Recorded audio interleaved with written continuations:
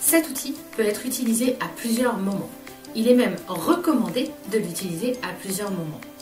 Je parle ici de votre tableau d'objectifs. Un tableau d'objectifs va vous permettre de savoir où vous voulez aller et par la suite si vous y êtes arrivé. Nous allons donc travailler les objectifs à plusieurs niveaux. Le premier niveau, plus macro, va être d'identifier quelle est la relation que vous voulez mettre en place avec un utilisateur. Est-ce que vous voulez lui faire connaître la marque, lui faire aimer la marque, le faire agir avec la marque ou bien le faire parler de la marque? Dans un deuxième temps, nous allons travailler des objectifs plus concrets à votre marque. On va parler ici d'objectifs SMART. Nous allons reprendre nos objectifs macro, faire connaître, faire aimer, faire agir ou faire parler, et nous allons les adapter à nos personas. Et enfin, une fois que nous avons déployé nos actions, nous allons comprendre comment nous allons pouvoir mesurer ces campagnes mises en place et par conséquent réaliser des KPI afin de savoir si l'action a été efficace ou non. Donc vous avez bien compris qui étaient vos personas, c'est-à-dire qu'une fois que vous avez une vision claire de qui sont vos personas, que vous avez bien identifié quels vont être les objectifs utilisateurs. On est bien d'accord que là on est sur faire connaître, faire aimer, faire agir, faire parler, donc on n'en est pas au même stade du cycle de vie utilisateur. Et bien là on va commencer à créer des sous-objectifs de conversion. L'objectif de conversion, ça va être de se dire comment est-ce que ma marque va pouvoir atteindre cet objectif utilisateur et comment est-ce qu'elle va le créer très concrètement. Donc on va travailler sur des objectifs SMART. L'objectif SMART, c'est quelque chose de très concret et de très réaliste qui va me permettre de me projeter dans les actions que je vais devoir mettre en place derrière. Là, on en est sur cette troisième colonne. Une fois que vous avez défini ces objectifs de conversion, la question à vous poser, c'est quel est le levier digital que je vais utiliser pour réaliser cet objectif de conversion. C'est parfois un petit peu difficile de savoir tout de suite quel est le levier digital qu'on veut utiliser, donc on va passer à l'action digitale que je veux mener. Pour faire cet objectif, qu'est-ce que je vais devoir faire? Je vais devoir envoyer une newsletter, je vais devoir aller sur les réseaux sociaux, je vais devoir m'assurer que j'envoie la newsletter puis qu'il clique sur les réseaux sociaux.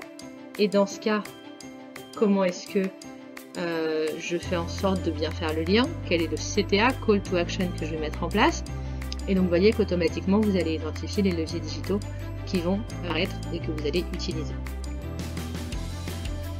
Et enfin, une fois que vous avez décrit ici très concrètement l'action que vous allez vouloir mettre en place, vous allez commencer à vous demander comment est-ce que vous allez vous assurer que cette action, elle est performante, que ça vaut la peine d'y passer du temps et d'y mettre des ressources, budget ou autre.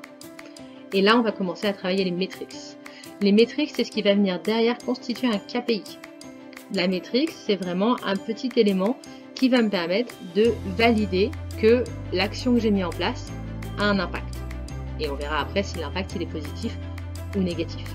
On est vraiment de l'ordre de combien de visites sur cette page, combien d'utilisateurs via ce segment de cible, combien de likes, combien d'engagements pour cette publication, etc., etc. Et ça, derrière, ça me permettra de construire mes KPI. Les KPI, c'est quelque chose qui est un peu plus large. Grouper plusieurs métriques, c'est qui va donner une vision plus claire sur la performance d'une campagne digitale. Mais là, on est vraiment au niveau de l'action et j'ai besoin de pouvoir très rapidement savoir je dois faire les choses, quel levier j'utilise et comment est-ce que je sais si ça marche ou pas. Vous avez votre tableau d'objectifs.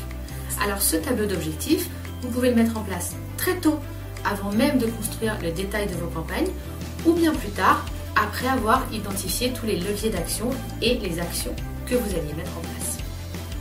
Vous pouvez également le travailler en amont et le retravailler en aval afin d'avoir toujours une ligne stratégique cohérente. Les objectifs, c'est ce qui doit vous permettre d'avancer en permanence. N'hésitez pas donc à reprendre et à retravailler vos objectifs tout le temps. Attention, retravailler ces objectifs ne signifie pas tout le temps remettre en cause vos actions et la manière dont vous les calculez. Sinon, tous vos chiffres sont faussés. Je vous recommande de travailler régulièrement avec une personne pour analyser la performance de vos campagnes. Pourquoi? Parce que quand vous êtes dans la création, quand vous êtes dans l'action, il est parfois difficile de prendre du recul et d'analyser ce qui est en train de se passer. cela ne signifie pas qu'il faut complètement s'en dégager. Vous devez quand même être à même de donner des informations sur les campagnes et sur ce qui s'est passé à la personne qui va être en charge de l'analyse.